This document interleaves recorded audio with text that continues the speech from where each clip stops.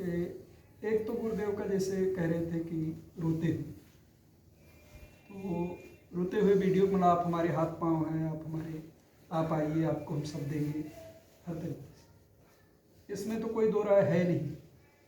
केवल इसलिए कहना कि नहीं गुरुदेव देंगे हमें इसलिए वो है, वो अलग बात है।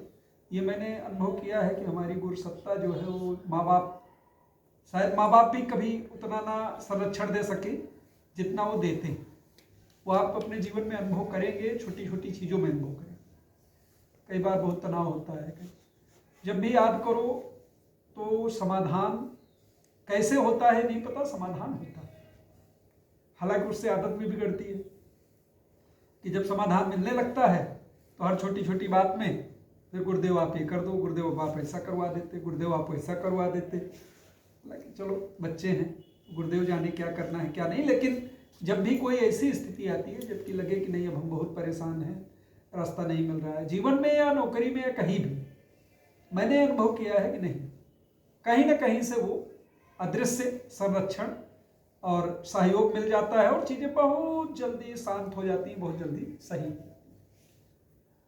तो एक तो गुरुदेव सदैव बच्चों का संरक्षण अपने करते हैं, ये मैं अपने व्यक्तिगत अनुभव से कह सकता हूँ। दूसरा, डॉक्टर साहब ने जो बोला कि माला की बात या साधना की बात, बेसिक सही बात, सत्प्रवृत्तियों का संवर्धन जो है बेसिक चीज तो वही है।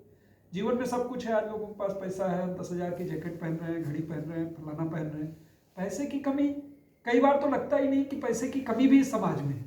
सही बताओ, आप वही माल चले जाइए, आप चले जाइए कहीं कनॉट प्लेस चले जाइए, आप देखिए लोगों के पास हर कपड़े पे देखिए टैग 5,000, 8,000, 10,000 का, जूते पे देखिए, और ले रहे हैं लोग। बिल लेने के लिए लाइन लगी है, बिल देने के लिए ले रहे हैं। लेकिन मेन चीज जो है जीवन से जरा सा भी आदर्श के लिए खड़े होने की, डटने की, बेसिक चीजें, जैसे उन्होंने कहा ना कि माननीय प्रधानमंत्री जी हैं, उन्होंने स्वच्छता अभियान चलाया। अरे स्वच्छता अभियान वो भी भारत जैसे देश में चलाने की जरूरत पड़ी, ठीक है उन्होंने चलाया, और उन्होंने चलाया तो कहीं ना कहीं उनके अंदर ऋषि सत्ता का, कहीं ना कहीं उनके अंदर, उनके मन में पुराने ऋषियों के संस्कार पड़े हैं, तभी वो भारत को इस रास्ते पे ले जाने की कोशिश कर रहे हैं।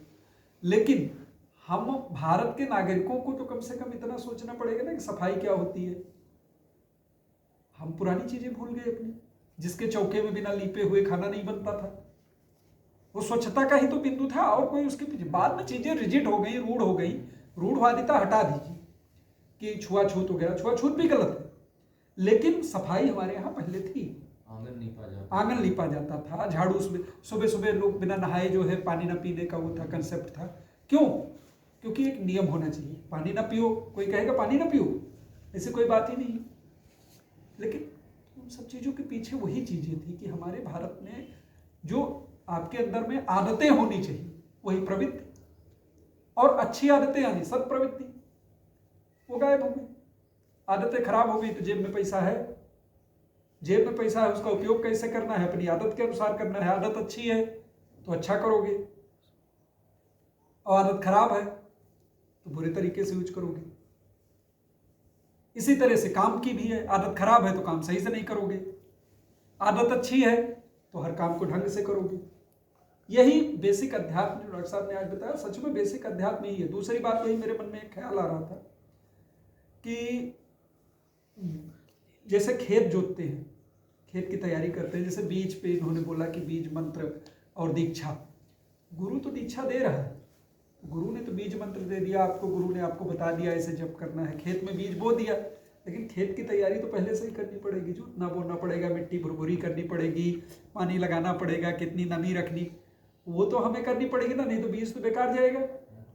वो भाव भूमि ही बनाना, वो अपने के अंदर योग्यता पैदा करना, पात्रता विकसित करना, वही साधना।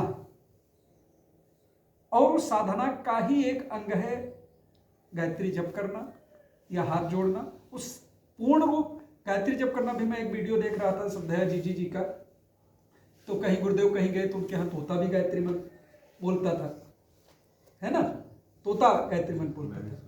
तो अभी मैं यूट्यूब पे देख रहा था, तो अब वो तोता गायत्री मंत्र बोलने से तर नहीं गए, तोते की तरह बोल रहे हैं। साधना कहाँ है? साधना यही हुई, हम 8 घंटे बैठे ना बैठे, अपने व्यक्तिगत जीवन में, अपने 24 घंटे के जीवन में हर क्षण हमें याद रखना है कि कैसे जीना चाहिए, जीने का तरीका क्या होना चाहिए, चाय पीते समय कब कहाँ फेंकना है, सुबह कितने बजे उठना है।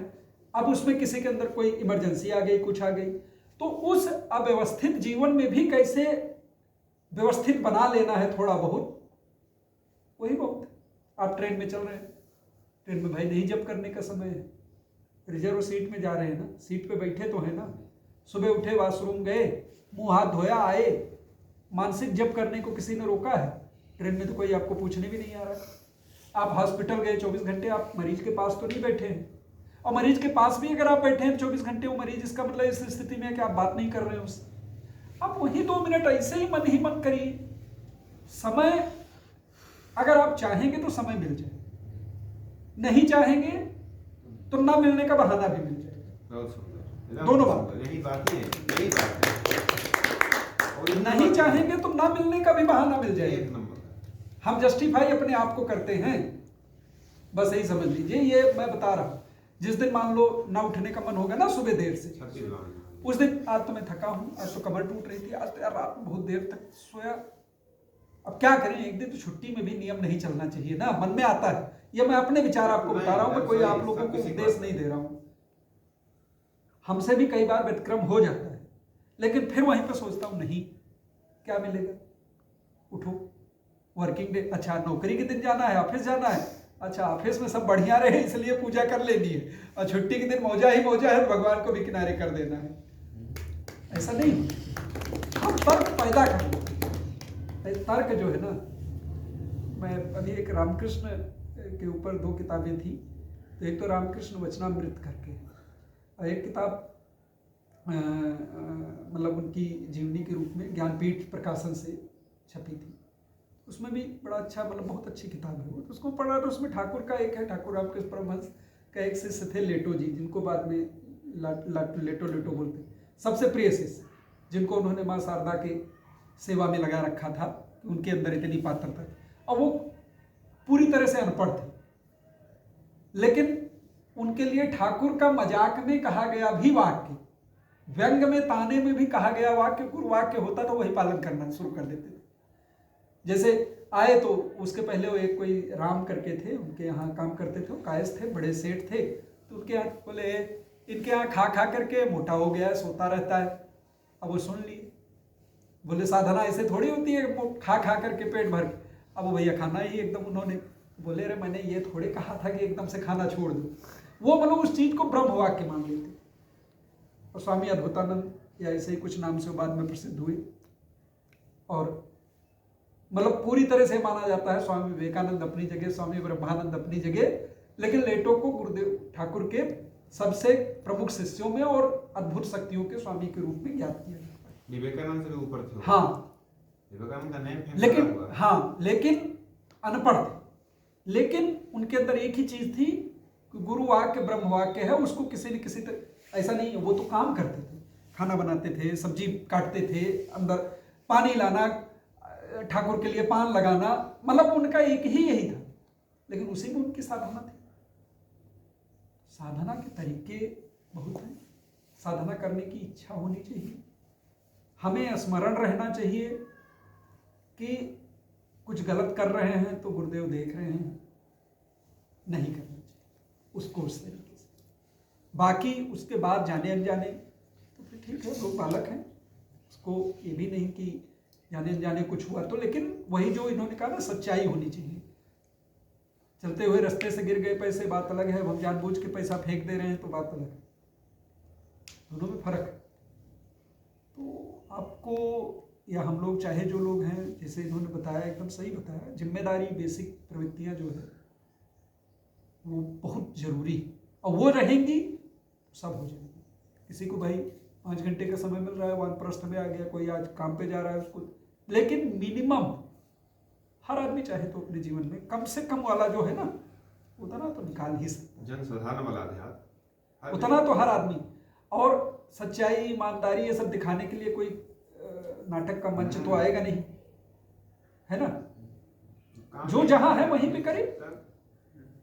आप जो कर सकते हैं, जहाँ कर सकते हैं वही करिए।